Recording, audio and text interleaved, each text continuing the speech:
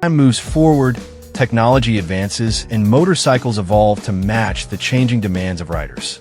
This likely explains the growing trend among manufacturers to equip their crossover and adventure bikes with 17-inch wheels at both ends. BMW set the pace with the S1000XR and later reinforced it with the M1000XR. Ducati followed suit with the Multistrada V4 Pikes Peak and, more recently, the Multistrada V4 RS. With these changes, the crossover category took on a new identity, one centered entirely on asphalt, leaving dirt and desert behind. To be fair, BMW never marketed the XR as anything other than a sport tourer with added ground clearance. Now, Triumph is the latest to join the 17-inch club with its all-new Tiger 800. Despite bearing the rugged styling of its adventure-ready predecessors, this Tiger is purpose-built for devouring highway miles and carving up winding roads. Triumph's vision for the 800 is to merge the comfort, durability, and ride quality of an adventure bike with the agility of a sport bike.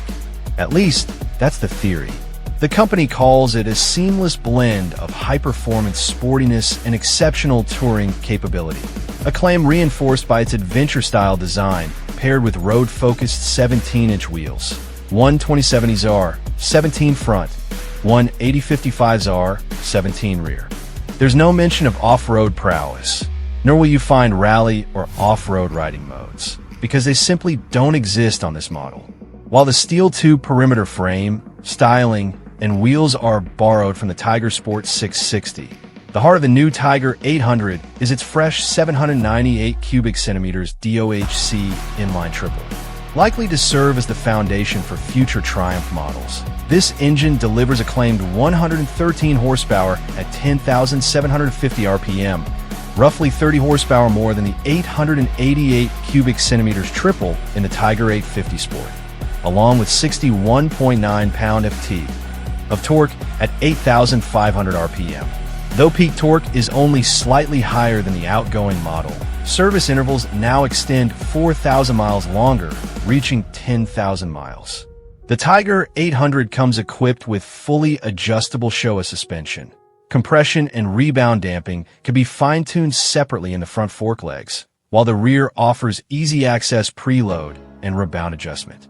Both ends provide 150 millimeters, 5.9 inches of travel. Braking duties are handled by dual 310 millimeters discs with 4 piston calipers up front, while the rear features a 255 millimeters disc with a single piston caliper. Riders can choose from 3 riding modes: Sport, Road, and Rain, complemented by lean-sensitive traction control and ABS. Standard features include an adjustable windscreen, a shift assist quickshifter, and cruise control, all impressive additions for a bike priced at a highly competitive $12,495. A road-focused adventure. Swapping out the traditional 19-inch front wheel found on the 850 Sport and 900 GT for a 17-inch setup gives the Tiger 800 sportier, more road-oriented character. It retains the approachable nature of the 850, but adds a sharper edge.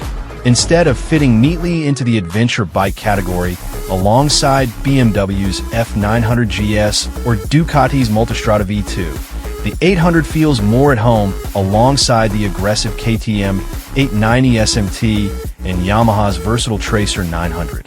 Bathed in the soft glow of the early morning Portuguese sun, the Tiger 800 exuded premium fit and finish.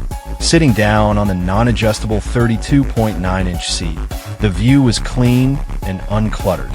The riding position maintains an adventure-style stance, upright and well-balanced, placing the rider within the bike rather than perched on top. A 5-inch TFT color dash, featuring my Triumph connectivity, is intuitive and easy to navigate. The handlebars sit closer than expected, and in keeping with the bike's road-focused intent, they're not particularly wide. The adjustable brake lever span, smooth low-speed performance of the standard shift assist quickshifter, and precise fueling, especially in rain and road modes, further enhance the riding experience. For shorter riders like myself, at 5'7", the Tiger 800 proves remarkably manageable. Despite its large presence in photos, the bike's design allows the rider to sit low in the frame, making it easy to plant both feet securely on the ground. At slow speeds, it remains composed and confidence-inspiring, reinforcing its reputation as a well-balanced, road-focused machine. There's nothing intimidating, too tall, or overly complicated here. That dash and switch gear may be a little basic compared to, say, the high-tech Multistrada V2, and there are only 3 riding modes to play with, but that will suit some folks just fine. Roads on our test route were damp in the morning session, making rain the mode of choice. However, the fueling is so smooth and the torque curve so helpfully flat in road mode. The wet setting simply isn't really needed. The OE Michelin Road 5 tires combined with light steering and a sweetly balanced chassis gives all the traction and feel necessary for an enjoyable ride. I could only provoke the traction control by deliberately accelerating over white lines or slippery manhole covers. It's a dawdle to change modes on the move too, though the dash's one major failing is that it's not clear which mode you're in once it's selected. Handling. Like the Tiger Sport 660, the 800 has 17-inch front wheel, wider road rubber, and road bias geometry bring light, accurate steering, and there's none of the slightly top-heavy feel experienced on some older Tigers like the 1050 Sport. On twisty roads, the 800S claimed 471 pounds seemed to disappear, making it as effortless to point at an apex and generally hustle through a set of SEs. It's as flickable and fun as its smaller 660 stablemate, but the chassis has more refinement and control. With less suspension travel, 150 millimeters per 5.9 inches, than a typical 19-inch adventure machine, there's enough weight transfer under braking to load and work the tire without excessive dive. Ground clearance is excellent for this type of bike too, and only heavier riders or those riding 2-up with luggage may want to add some spring preload to the rear shock. Engine character. We all know Triumph triples can sound great, and there's a delightful grumble and mutter from the exhaust as the 800 moves through traffic. As the revs rise, it becomes an even angrier rasp that blends with an induction roar and urges you to press on. The new 12-valve triple blends an appetite for revs with a flat torque curve, making for a smooth, linear power delivery that drives the 800 with real urgency. It will happily rev past 10,750 RPM to the limiter at 11,500 RPM if you're riding hot with the Sport Bike Brigade, but such is the punch of the mid-range. There's no real need but rev beyond 8,500 RPM, apart from enjoying an earful of that rasping exhaust. In sport mode, the throttle response is sharper, but not aggressive, while the rider aids take more of a back seat. The traction control works as an anti-wheelie and is relatively smooth when it kicks in. The front wheel will hover over crests or when accelerating hard in the first 2 gears. TC can only be switched off at a standstill. Brakes.